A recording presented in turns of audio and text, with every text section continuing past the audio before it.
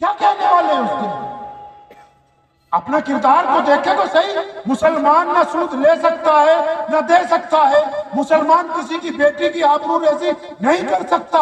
ارے یہ ٹھیک ہے کہ تمہیں اسلام نے کہا کہ عورتوں کو برقع پہناؤ، لیکن کبھی جا کے حضرت سے پوچھو اسی قرآن نے کہا کہ ان بیٹیوں کو برقع پہناؤ، لیکن ان کو بتا دو کہ اپنی نگاہیں جھکا کے رکھا کریں تاکہ یہ کسی کی بیٹی کی طرف گندی نگاہ مت کریں. ان کو بھی تو کہا ساتھ میں کہ اپنی نگاہوں کو جھکا کے رکھیں، اپنے اندر عاجزی پیدا کریں. محمد رسول اللہ صلی اللہ تعالیٰ علیہ وسلم کا یہ انقلابی پیغام، یہ آپ کی ذمہ داری ہے. کریں گے کچھ ایسا کہ نہیں کریں گے انشاءاللہ تعالیٰ؟ تبدیلی لائیں گے نا انشاءاللہ. ایک صاحب کو میں نے گفتگو میں مسئلہ بتایا، ایک مولانا صاحب ناراض ہو گئے، لیکن امید ہے کہ یہاں والے نہیں ناراض ہوں گے.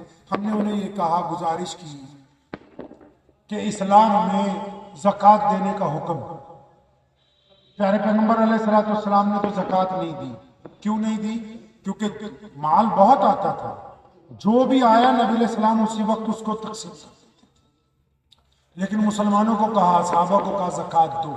کیسے دینے کے لیے کہا آپ کو پتا ہے؟ ارے پتا ہے کسی کو کیسے زکوٰۃ دینے کے لیے کہا؟ بولے پتا نہیں. تو زکوٰۃ دینے کے لیے کیسے کہا؟ کچھ بھی نہیں پتا ابھی تو زکوٰۃ دینے کے لیے ایسے کہا. میرے پیارے پیغمبر علیہ السلام نے سیدنا ابوبکر صدیق کی ڈیوٹی لگائی کہ ابوبکر ساری زکوٰۃ کو اکٹھا کریں. یا رسول اللہ اکٹھا کرنا ہے تو کیا کرنا ہے؟ ساری مسجد کے اندر جمع کرو. مطلب آپ کے محلے میں جو مسجد ہے ساری زکوٰۃ اکٹھی کر کے امام صاحب کے پاس بولو کیا کرنی ہے؟ جمع کر. پھر کیا کرنا اس کا؟ مسجد کے جو پڑوسی غریب ہیں، اس حلقے میں جو لوگ غریب ہیں،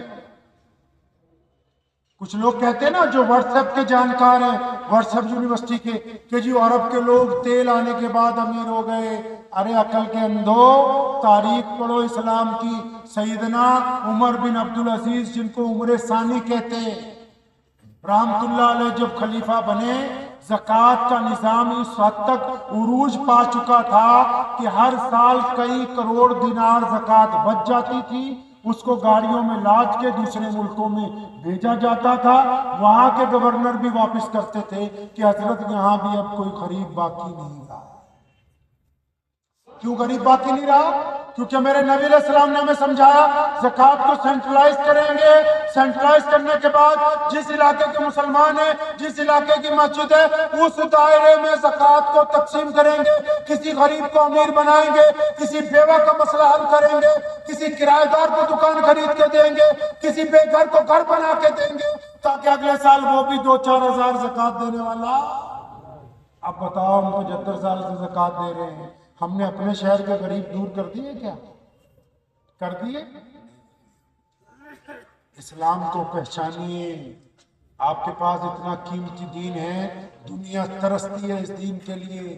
اوسطاً اب بھی پوری دنیا میں روزانہ اسلام برق رفتاری کے ساتھ آگے بڑھ رہا ہے، اور ہم سب تو خوش قسمت ہیں کہ پیدائشی طور پر محمد رسول اللہ صلی اللہ علیہ وسلم